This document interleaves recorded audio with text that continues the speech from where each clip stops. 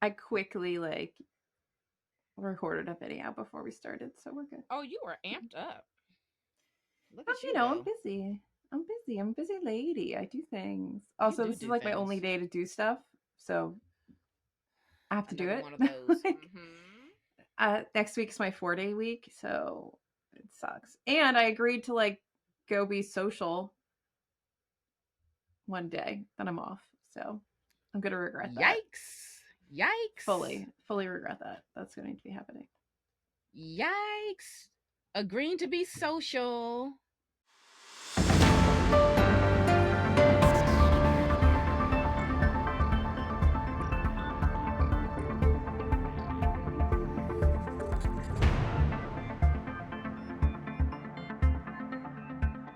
I work Anyway, next weekend. Anyway, howdy do. Somebody had a birthday. I did. I had a birthday. I'm old now. I'm 40. And your vlog was great. Oh, thank you. I'm I so proud of loved that it. vlog. It was really good. I was very proud of that vlog. That vlog took a lot. I know. I don't know how people I do this know. all the time. Listen, I love a good daily vlogger or a multiple days a week kind of vlogger, but I also understand that is like so much time you're putting in. But I love a good vlog, I especially when mean, it's if like I had, 45 minutes to an hour. Oh, I love it. I mean, if you have an editor, Right. so Right. Exactly. Oh, that's someone's got on different. their shirt. Naomi sent me a Rebecca shirt for my birthday, and I love I it. love it. I love it. Oh, Etsy's so great. I swear. You never know what you're going to find on there. It's just it's the best. It's the I best. was shooketh when I took it out of the packaging, so thank you so much. I Well, love it. it was like I can't send her a book because I'm already sending her books from this McKay run, and we send each other books back and forth all the time, right? It's like, Hmm. damn, I need something else. Then I think last year I sent you a book. I think you did. You sent me to decolonize yourselves or Yeah, something like that. yeah. Just like I need something else. So anyway, what have you been reading lately? What have I been reading lately? So I what do I want to talk about? I guess we'll talk about this one because it's a little shorty. I finished Death Hmm. Valley by Melissa Broder. I already did a review for this, but I love this book. I think this Mm, book is phenomenal, and I would like you to read it, and we can talk I about will. it a little bit more in depth. Um, but it's basically about our main character who is struggling to cope with being a caregiver, essentially, to her husband who's got like a long-standing illness, but also her father who ends up in the ICU, and he like codes multiple times, and like they think he's not going to make it and all this stuff. And they're also a writer. It's very like, autobiographical in many ways. Um, but she ends up going out into the desert and having sort of a weird, trippy experience out in the desert.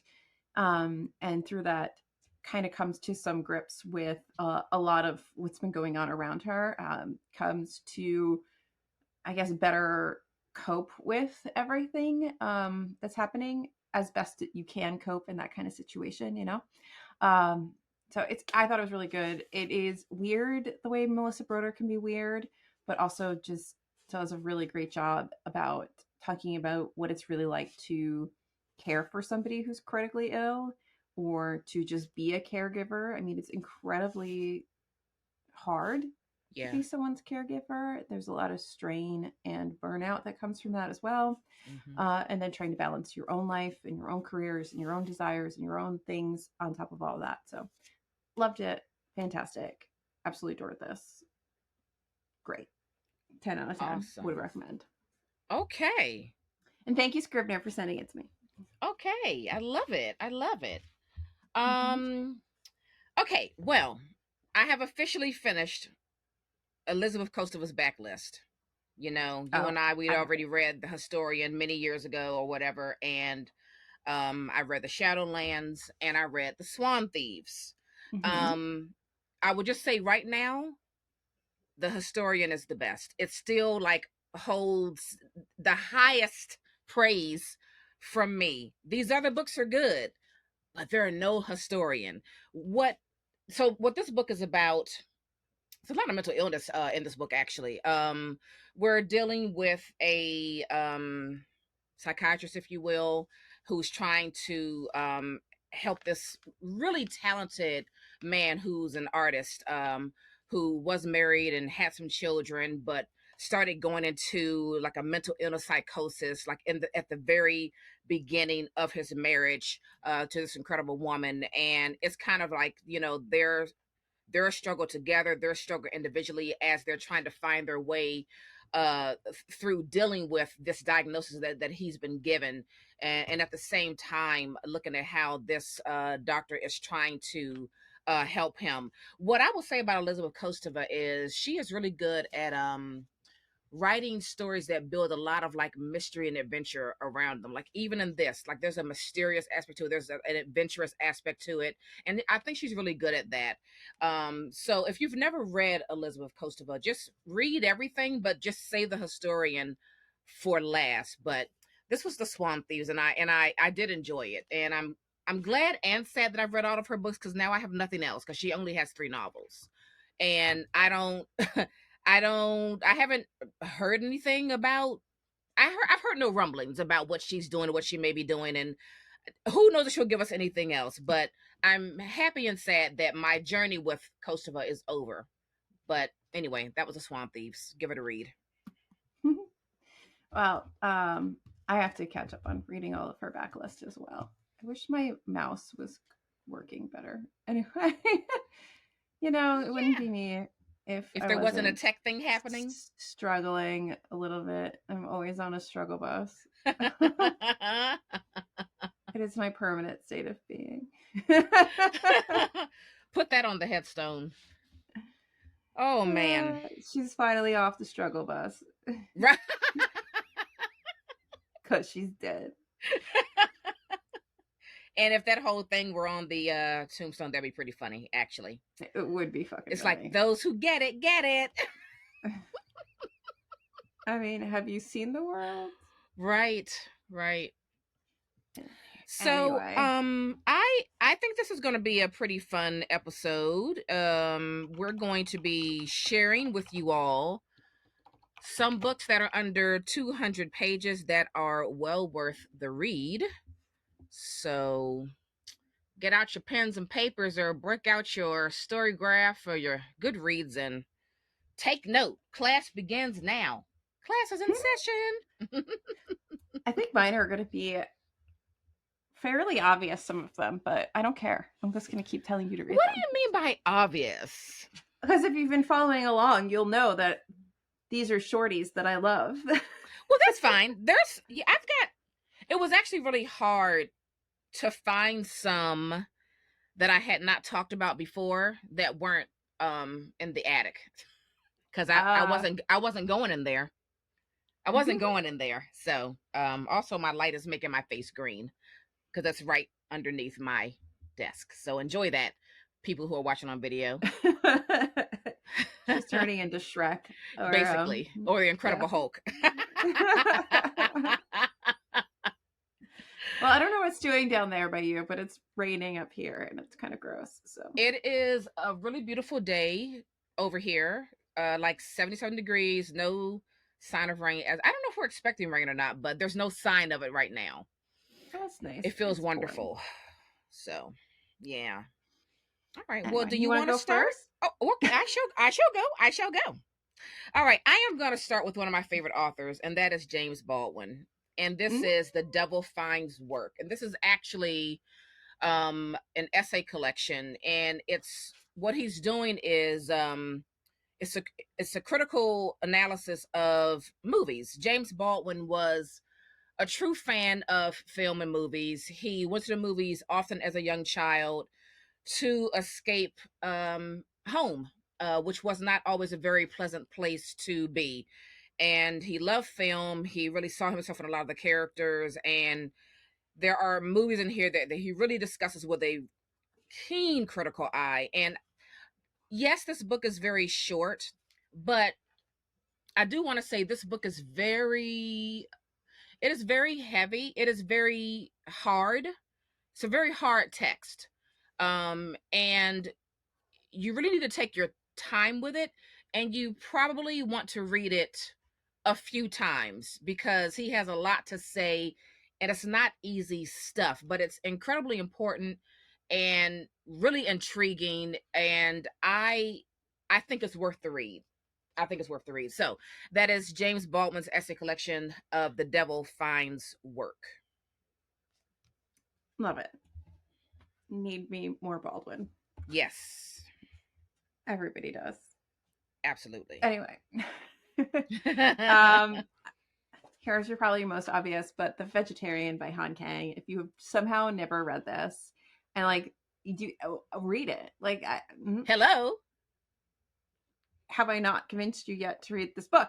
It is weird. It is about like mental illness and marriages and breakdowns and asserting. I don't think I've ever read the back of this book, and I was reading the back of this book just now while you were talking, and I'm like, wait a minute. There's a little bit of like agency involved in this as well, because our main character, after she has these dreams that are like plaguing her, that make her give up meat and then start to like become this psychosis that just eats away at her life.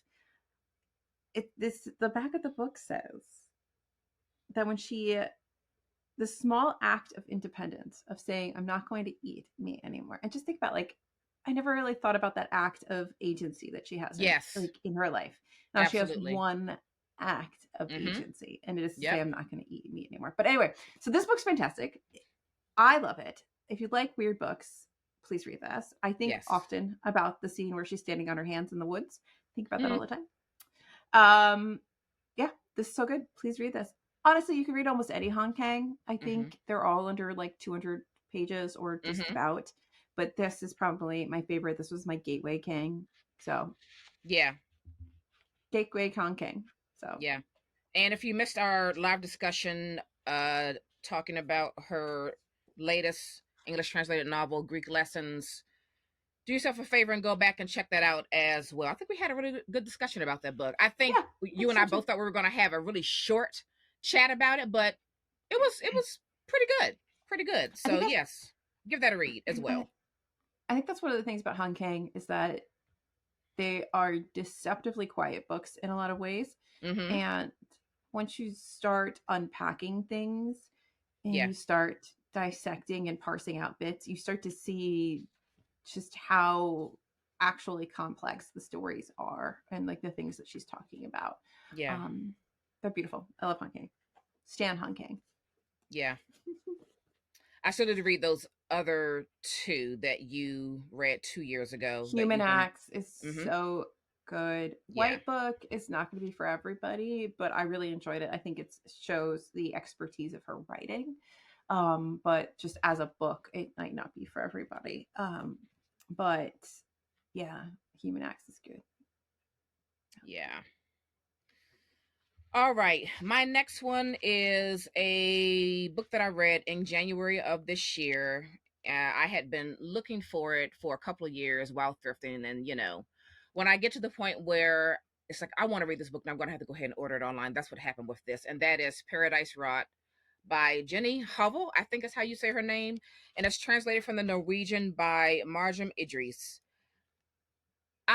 This book is 145 pages of absolute goodness, gruesomeness, nastiness. It's a lot of things. We meet this young woman who is starting college, and she is in a new town and she's trying to find somewhere to live, and she stumbles upon this ad for this young girl looking for a roommate, which she eventually goes to check out and becomes her roommate, and they enter into this love affair. And this is a story about this young girl trying to figure out her sexuality, trying to figure out her way in life, and really getting so wrapped up into whatever she's got going on with her and this young lady, and how this woman seems to be kind of like just taking over all of her senses. And they're so involved in each other that the surroundings, that they're in the middle of just become so decayed and so gross and so unattended to. And it's just this really interesting book about coming to know like who you are and knowing when you need to leave a person in a situation alone. And the writing, as short as this book is, it took me hours to finish.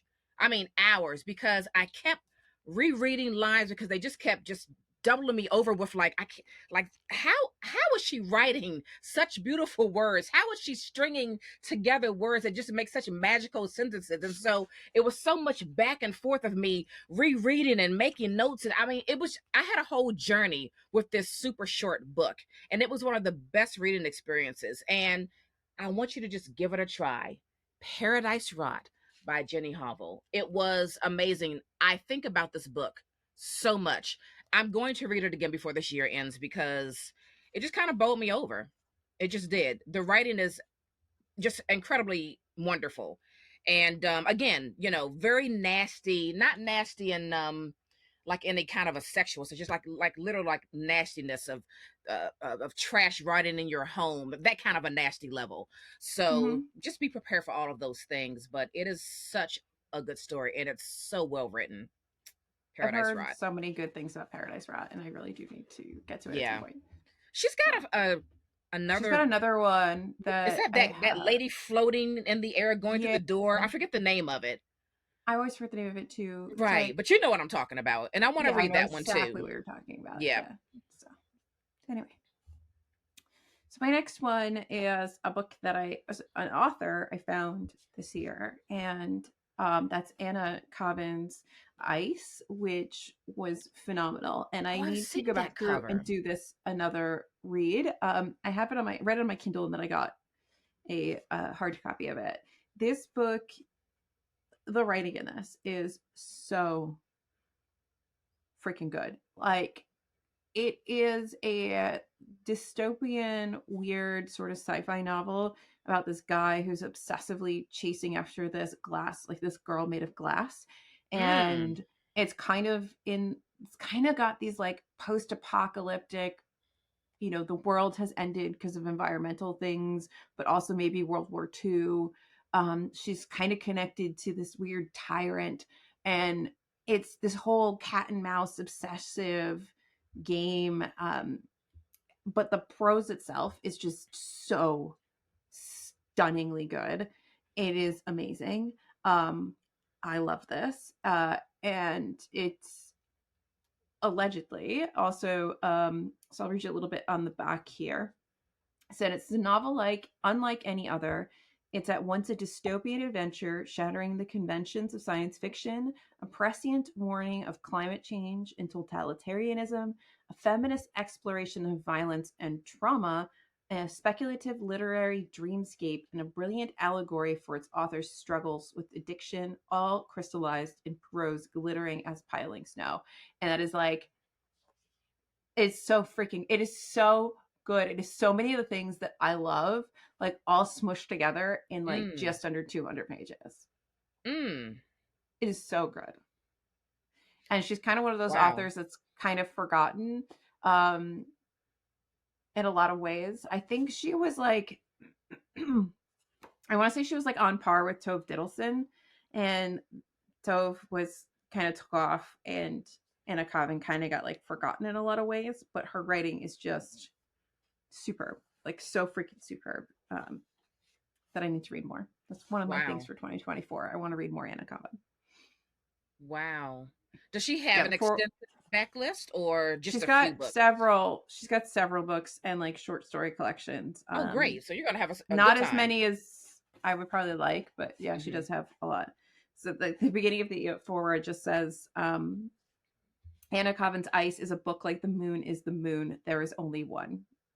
Wow. Well, that's saying something.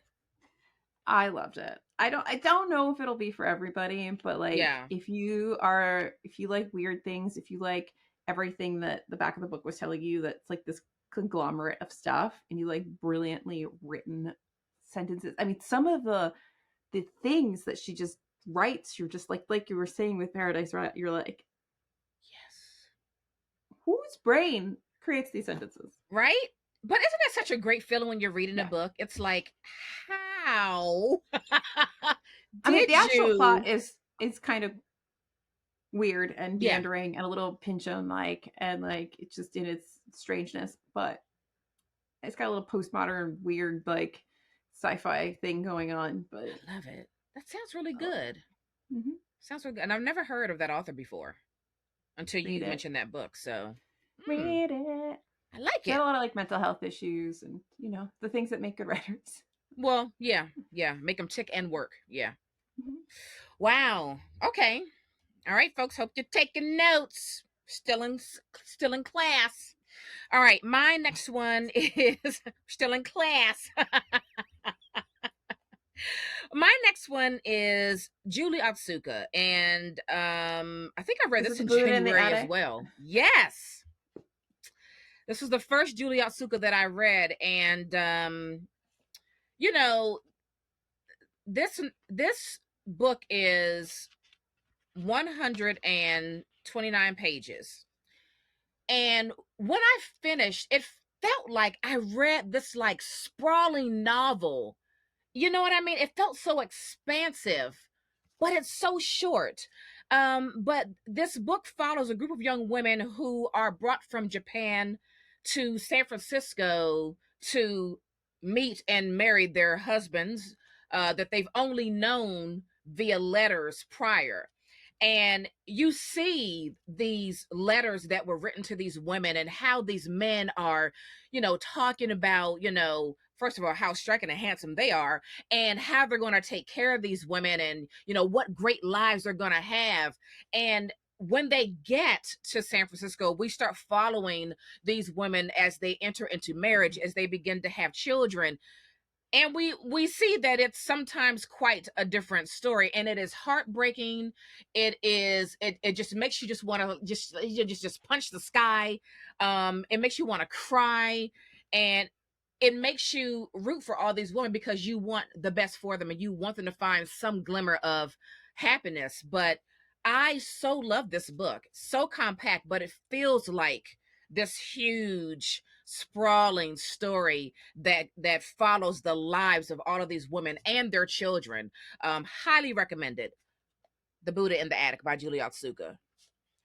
I knew that would be on your list because when I started to do this, I like just randomly put in like best books under 200 pages so that I could have a general idea of what I knew was on my shelf that was Yeah. under 200 pages. Because sometimes I think something is shorter maybe than it is or whatever. So I was like, let me just Yes. narrow it down. And I saw that. I was like, oh, that's going to be on Amy's list. That's going to be on Yeah. Amy's list. You know what, that happened to me because there were like three that I had in my mind, and I went to Mm-hmm. go look, and I was like, oh, this book is 289 pages. But in my mind, I thought it was like 190. Yeah. So I like did a preliminary just like culling of my shelves. And Oh saw some man. things that I knew you'd have.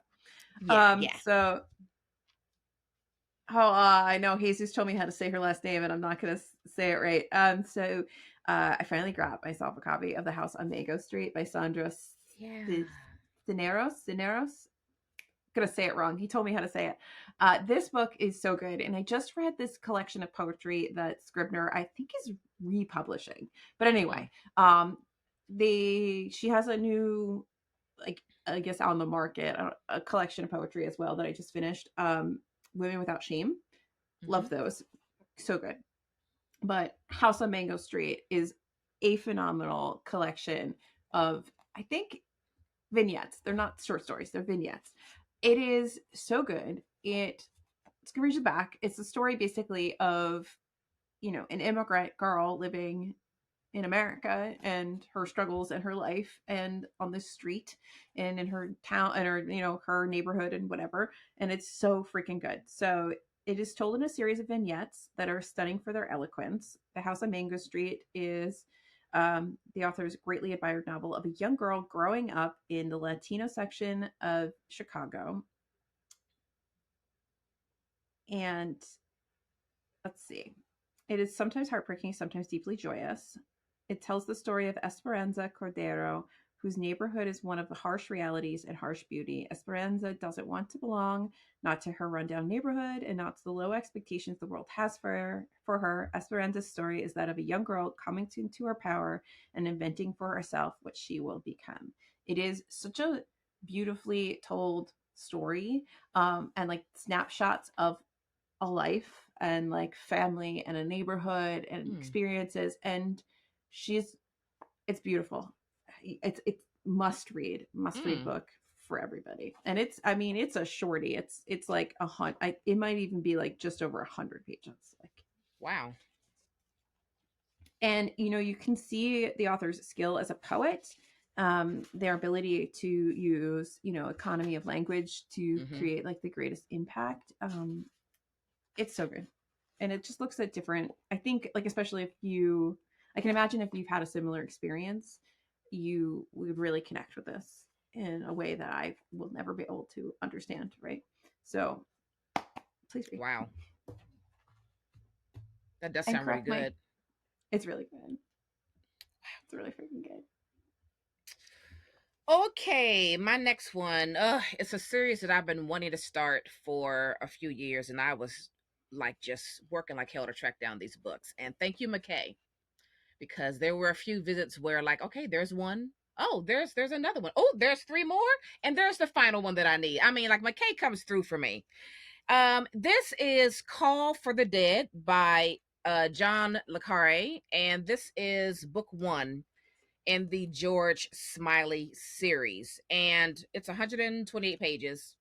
Look at my beautiful little edition there. It's a little torn. I love it. Um, so George Smiley, he's got this friend who's in the foreign office or something, and he likes this guy. He's, you know, they're friends, and this guy commits suicide and leaves this weird suicide note. And so it is just a story about George Smiley trying to figure out, number one, why did he commit suicide? What does this note actually mean? What does the wife know? The guy that killed himself was rumored to be a part of the Communist Party. So they're trying to figure out, is that true? If it is, why was he a part of that party? Was his wife involved? Were other people involved? Was someone after him? You know, just your whole spy slash mystery kind of story. And I gobbled it up. I just loved every minute of it. I am so glad that I have the rest of the books in this series because I'm going to devour this throughout the rest of this year. This was a really good time. I wouldn't say this is a straight up 1000% spy novel, more of a novel with spies in it, but perhaps maybe the later books in the series are more spy like. I will see, but this was a really good time. I had so much fun with it, and I am on board. I am digging George Smiley as a character, and I am digging Le Carre, may he rest in peace, as a writer. So that is Call for the Dead. Well, I guess since I'm flipping through this one, we can go to this. And this, I think, is literally 200 pages. It is just in the brief. Okay. Okay. And that is The Seep by Chana Porter. And I Oh. read this year, and this book is so good. So this hits a lot of the things that I love, like grief, dystopian, speculative, all of Yeah. that. It's like a little bit creepy, a little like in terms of like the world. It's this weird world where you have the seep that kind of comes in. It's like this alien thing that comes, and it basically takes all of your troubles away, and you live your life, and like everything's great, and you can do anything you want. And but is that really good? Is that Mm. utopian ideal really good? Probably not. It's that utopian dystopia. I love it, love it. Anyway, Mm. um but it's also a story about uh I don't remember anybody's name, so hold on. Trina and her wife, Deba, and she loses her wife. Trina loses her wife, and that sort of sends her on this spiral where she just becomes like drunk, and she starts to become disillusioned by the seep and by the world around her. And then she ends up trying to save this random sort of lost boy that she finds from the seep. There are people that are anti-seep. You know, they are Mm. like, no, this is bad.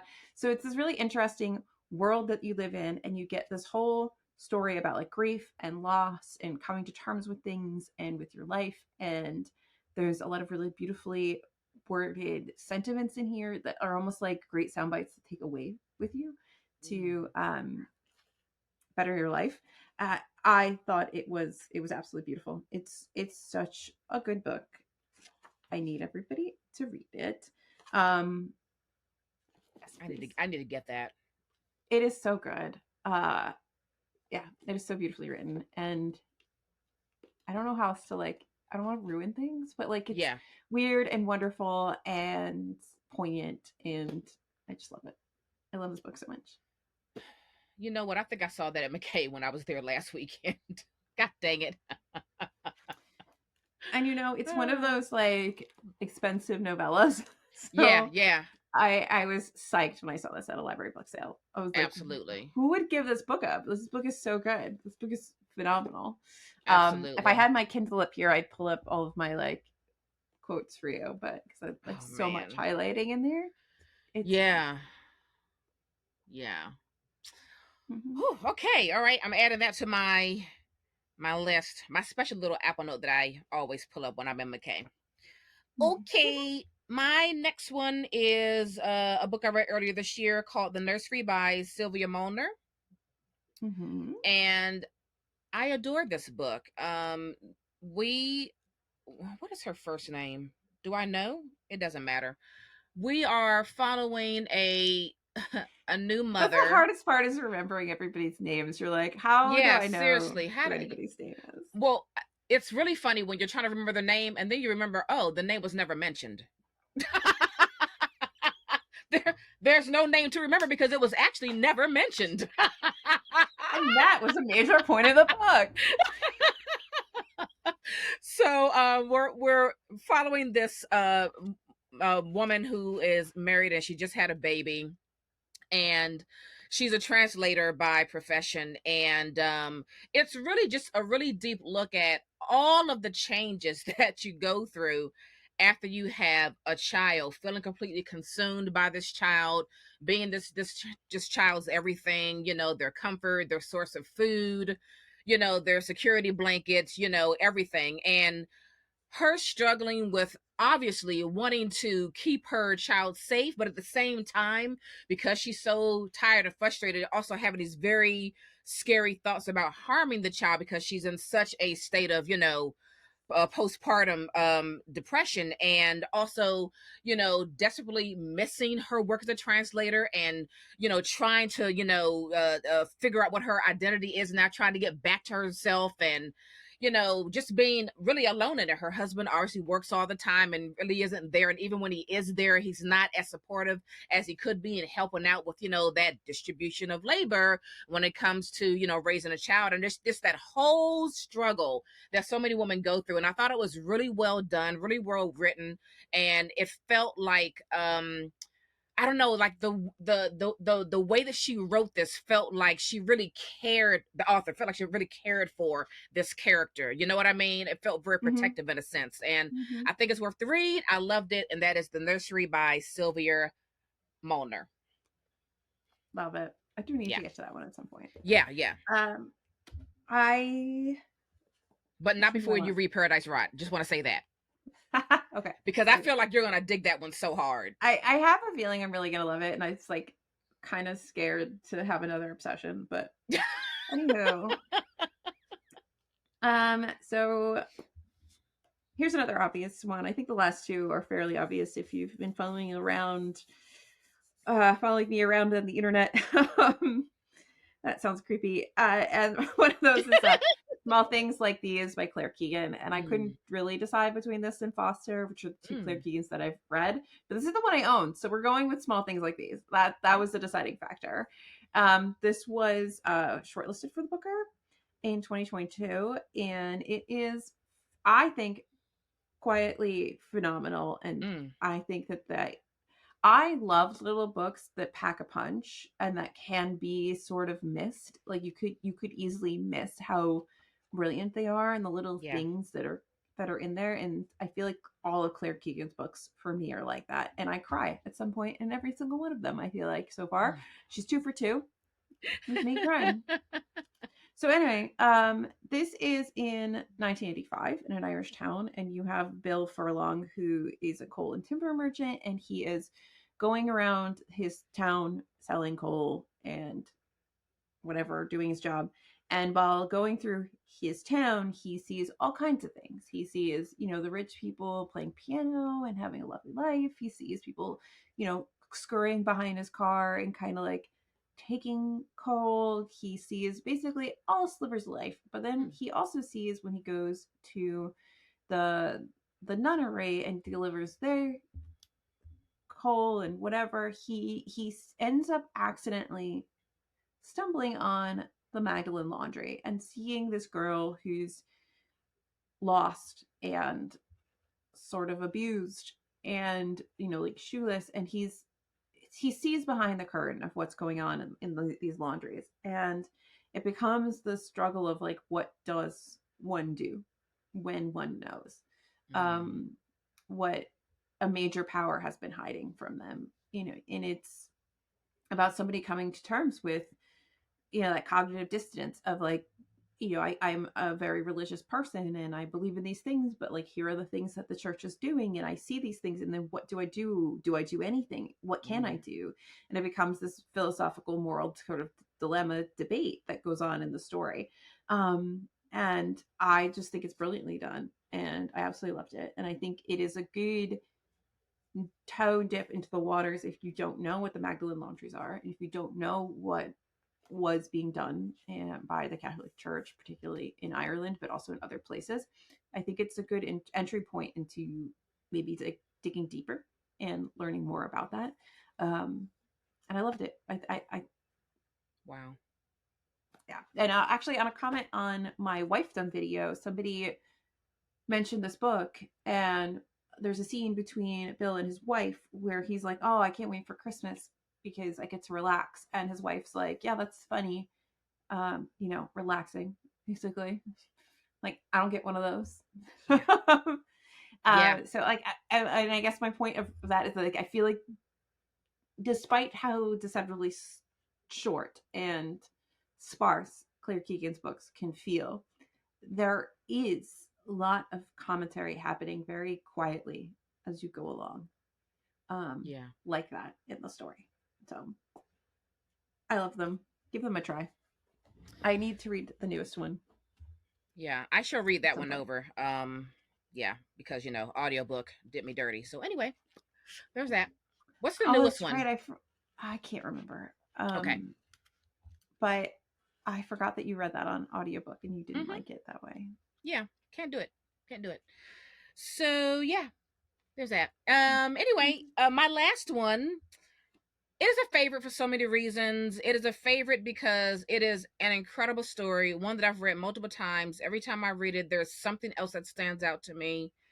Also love it because Alyssa and I discussed this book like in the most deep way ever I do over not pick 3 this book. episodes.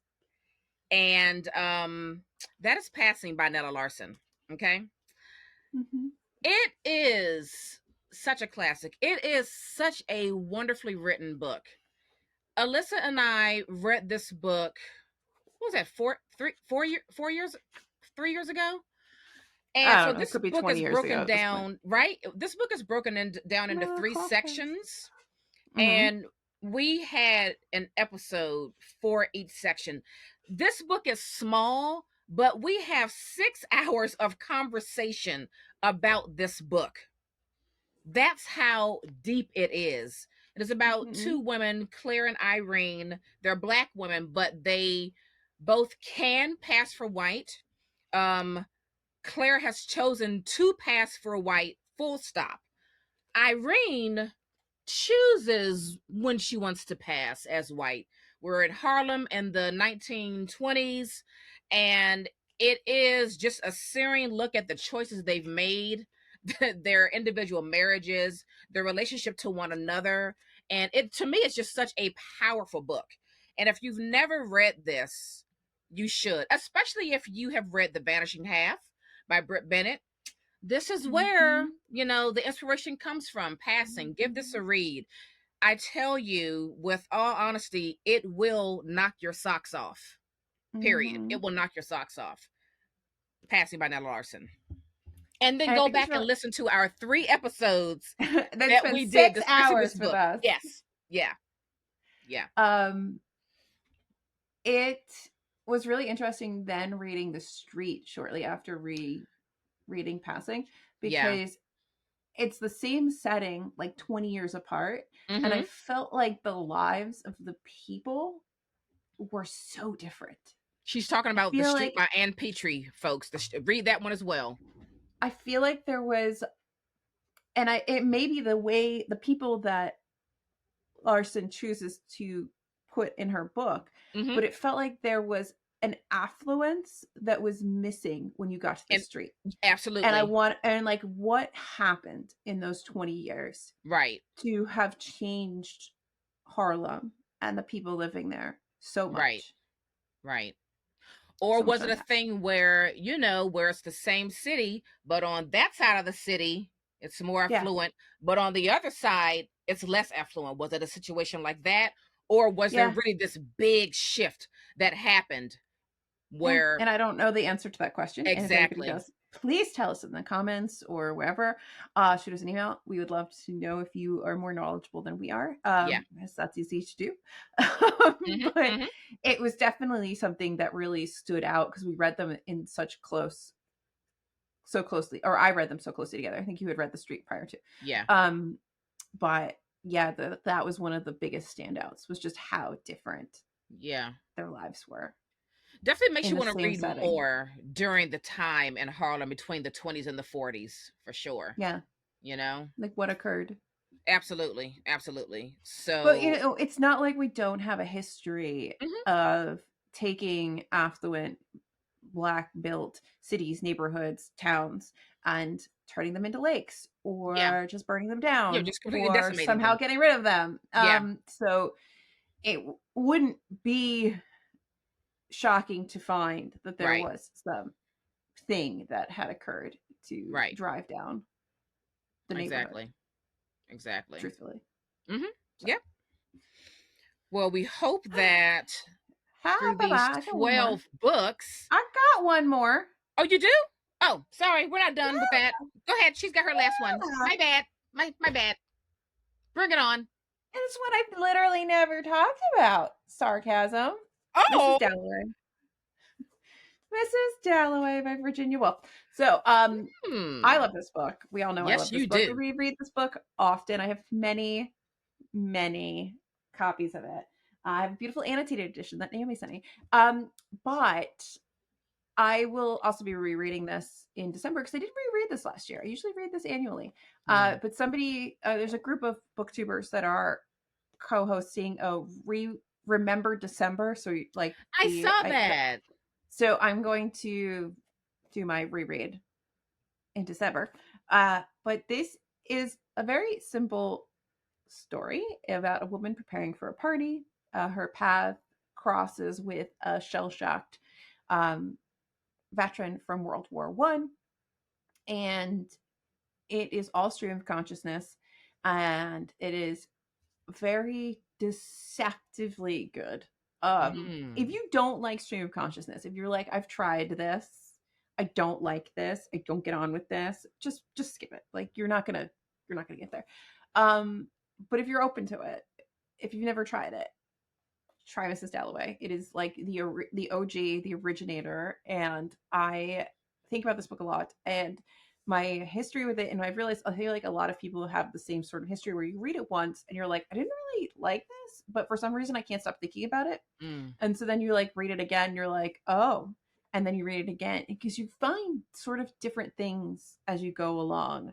And she really takes you through London. So you're on this sort of like meandering journey. There's a lot of little insights into what the 20s were like after World War One and losing all of these um, people. There is a lot of looks into like what marriages maybe were like. Mrs. Dalloway is preparing for a dinner party, but there's somebody she used to love who's coming to that dinner party. So there's the whole thing there with her grappling with all of her inner thoughts around that and remembering her life before and then meeting this guy who's forever changed by the war. We get that character introduced to us, and we're like having to deal with what does it mean to be shell shocked and the aftermaths of that. And you got to think about like what was this book like when it came out? How was this received? So good. I know that Virginia Woolf has her own issues, being a giant anti-Semite, but the book is phenomenal. That's what I can say. And I do really love Virginia Woolf. I feel like what I love about Virginia Woolf is she writes not just to communicate like a concept through her words. The words themselves are almost like music, especially if you go to something like The Waves. It's like composing with language. When you read it out loud, it becomes a very different experience than when you just read it with your eyes. And I think there's a mastery and a skill there that is special. So yeah. Anyway, Mrs. Dowley. Which with these lights, this becomes like radioactive. These little orange penguins. Yes. My only orange penguin. I need more orange penguins. I've gotta get into my wolf. I've got 3 or 4 of her books I need to read. So I've got a couple more. 1, 2. I still gotta read To the Lighthouse and The Voyage Out, and then I have a bunch of just like random collections of her essays. Yeah, she was also an essayist. Yeah. Historical figures are always interesting because you're like, on the one hand, you love X, Y, and Z, and then you're like, you're also and like insert terrible thing. But you can't really like put today's morals on somebody in the past. Yeah. You can, but you can't. It's always complex. But anyway, that's a different conversation. It is complex, yeah. I keep thinking, should I just wait until next year to jump into her? Because I may just do that. I have The Waves, Orlando. I think Orlando's really fun because that was Dalloway in a room of one's own. Orlando's really fun, and it was like her love letter to what's her name, Vita Sackler-West. I think that's her full name. Yeah. Okay. But it's also just like bendy. It's like gender bending and like time travel-y and like just it's the closest you can get to like Virginia Woolf does sci-fi. Interesting. Or like SFF, Interesting. So. I don't know. Maybe I'll have like a month of Wolf, and just read all of them. I mean, I'm here for it. I will pick up a couple and read with you. Yeah, for sure. So maybe I'll do that. Okay, so now that was the total of 12 books you should pick up that are under 200 pages. I hope you took notes in this class. It is book recommendation time. It is. You want me to go? Sure. You want me to go?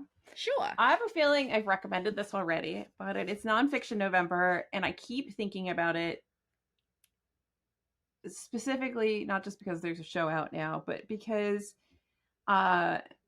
we know that my TikTok is like nurse talk, book talk, weird talk all together. And nurse talk and doctor talk and all that has hit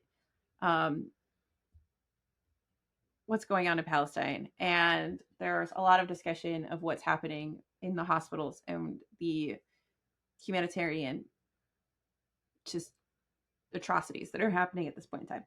And I keep thinking about 5 Days at Memorial because so this is the story of what happened at a Memorial Hospital in Louisiana, in New Orleans during Katrina.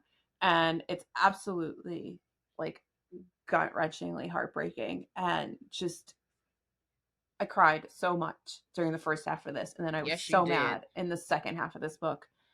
And this was just a number of days.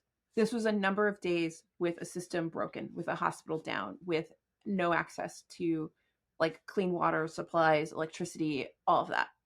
And thinking about what these people are going through with what is going to be weeks, months, however long this goes on, without access to like proper water care, medicine, et cetera, et cetera.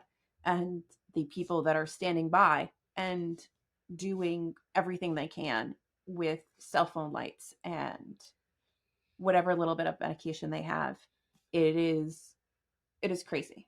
Um, and I think that this is a really good way to, I guess, center it on you.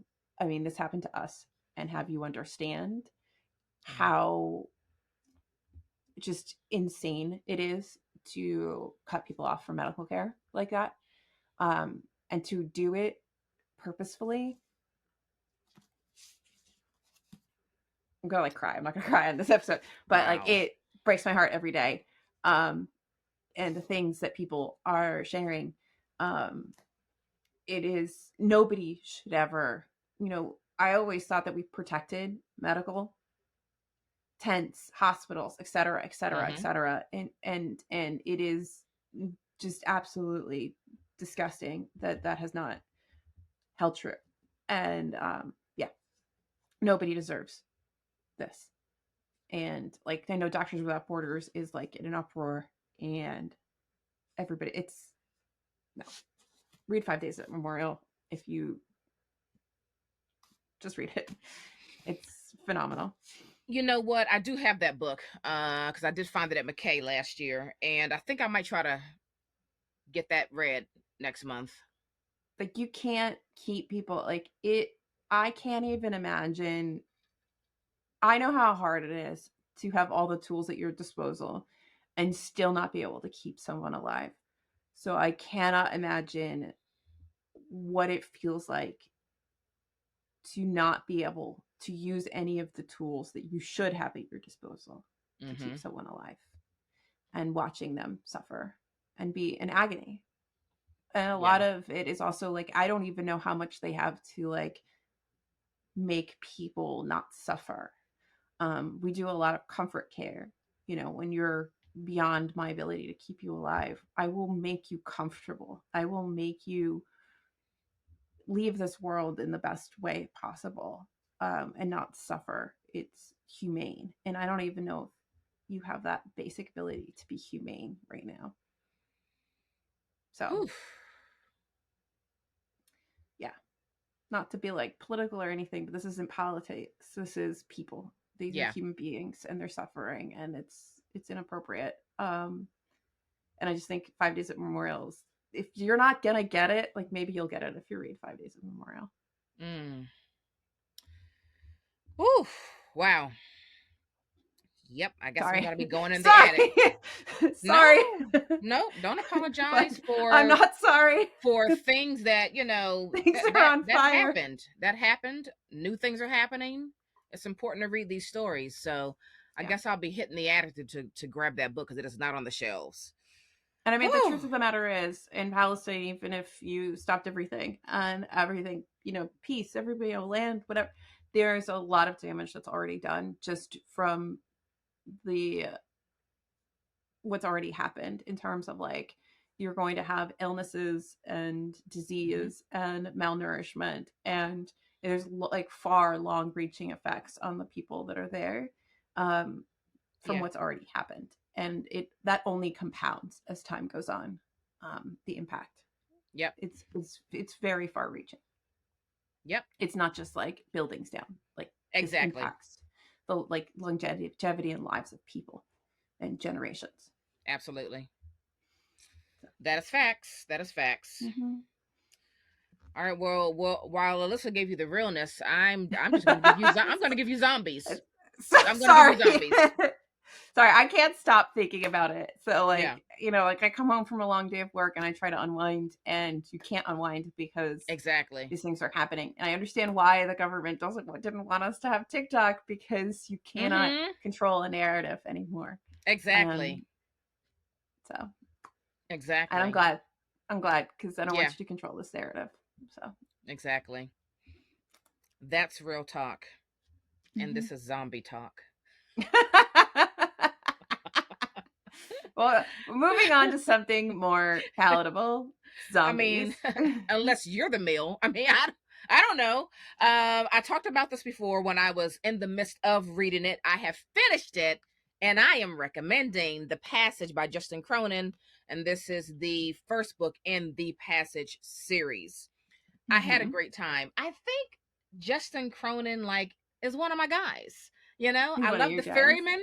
That was fantastic. So much fun. Mm-hmm. I love this.